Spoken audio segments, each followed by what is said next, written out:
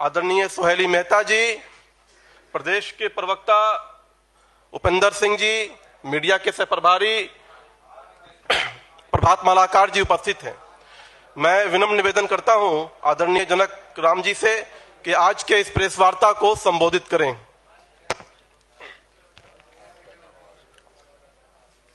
धन्यवाद साथियों।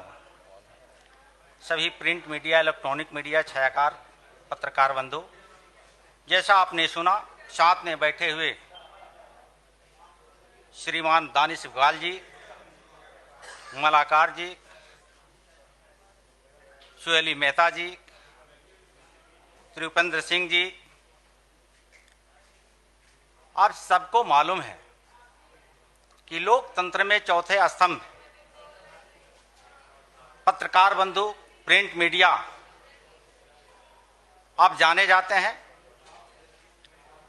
और आज बिहार में तीसरी नजर, तीसरी खबर के रूप में जो महागठबंधन के नेता हैं और खास करके राष्ट्रीय जनता दल, जो बिहार की जनता बिहार जलाओ दल के नाम से जानती है, वो बिहार जलाओ दल जो राष्ट्रीय जनता दल के नेता श्रीमान लालू प्रसाद यादव जी के घर से निकलते हैं और बयान क्या देते हैं कि मैं चमार नहीं हूं। यह शब्द बिहार के लाखों लाख जो अनुसूचित जाति, जनजाति, कमजोर वर्ग के लोगों को अपमान किया है। इस अपमान को लेकर के ये बिहार के कमजोर और अनुसूचित जाति, खास करके रविदास समाज के लोग मर्माहित है। मैं उसी परिवार का बेटा और भाई होने के नाते आप लोगों के माध्यम से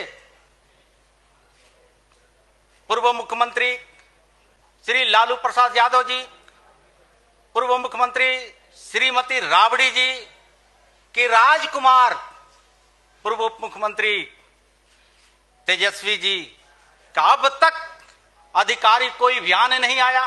उनको माफी मांगना चाहिए। बिहार के रविदासों के लिए, बिहार के अनुसूचित जाति के लिए एक अपमानजनक शब्द का प्रयोग करना इनकी आदतन बन गई है। पाप करेंगे राष्ट्रीय जनता दल का नेता, पाप करेंगे तेजस्वी जी, और धोएगा बिहार प्रदेश के अनुसूचित जाति के लोग। अब वह दिन नहीं है। देश के यशस्वी प्रधानमंत्री नरेंद्र मोदी जी एक तरफ कमजोर समाज के लोगों को, जो चमार हो, दुसाध हो, डोम हो, धोबी हो, मुसहर हो, पासीक हो, खटीक हो, खरवार हो,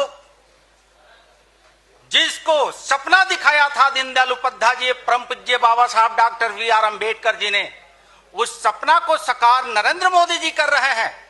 एक तरफ बिहार में विपक्ष के नेता जो छाती पीट के कहते हैं कि मैं मुख्यमंत्री, पूर्व मुख्यमंत्री का बेटा होने का गौरव महसूस करता हूं, उसी तरह चमार परिवार में जन्मा एक जनक चमार, भारतीय जनता पार्टी के कार्यकर्ता होने के नाते मैं भी अपने जाति और समाज पे गौरव महसूस करता हूं। और उन नेताओं से पूछना चाहता हूं कि लालू प्रसाद यादव जी, राबड़ी जी, आपने अब तक खंडन क्यों नहीं किया? इस तरह से अपमानजनक शब्दों का प्रयोग करके एक खास जाति, अनुसूचित जाति को अपमान करना आपका नियति बन गई है।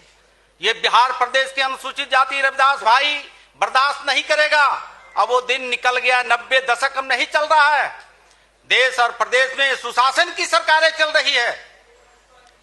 बिहार के यशस्वी मुख्यमंत्री नीतीश कुमार जी और देश के यशस्वी प्रधानमंत्री नरेंद्र मोदी जी के साथ जिस तरह से बिहार प्रदेश के सभी कमजोर तबके के लोग, उनका विकास हो रहा है, उससे घबराहट महागठबंधन के नेताओं में दिख रहा है, जिससे अनर्गल खास तबके के खास जातियों को इन्होंने नाम लेकर के अपमान करने का काम किया है। मैं बहुत पूरी तरह से उनकी बातों से असहमत हूं, अपमानित महसूस कर रहा हूं। मैं उन नेताओं से कहना चाहता हूं कि आप निश्चित रूप से बिहार के रविदास समाज से आपको क्षमा मांगना चाहिए। धन्यवाद।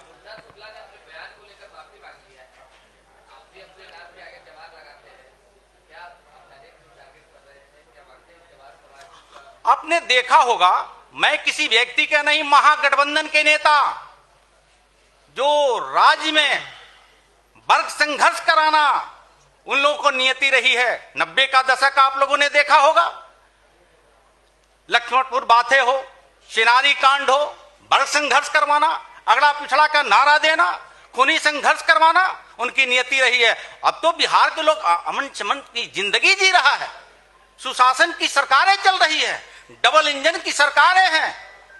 देश में सर्वमान्य नेता नरेंद्र मोदी जी, राज्य का सर्वमान्य नेता नीतीश कुमार जी। अब सुशासन की सरकार में आप जातीय उन्माद फैला करके एक खास विशेष वर्ग के जातियों को टारगेट करना, ये घबराहट नहीं तो और क्या है। आपको मालूम है कि बिहार के अनुसूचित जाति जनजाति के लोग अब आपके जातीय उन्माद में आने वाला नहीं है।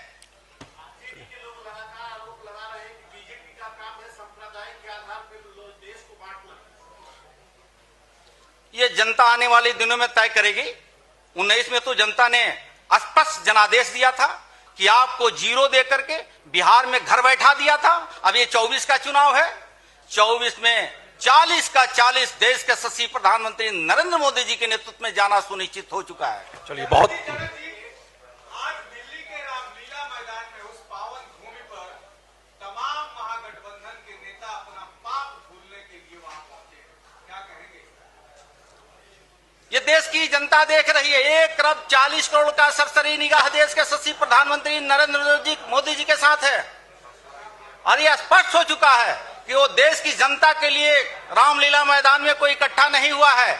परिवार बचाओ के लिए वो रैली खास करके हो रहा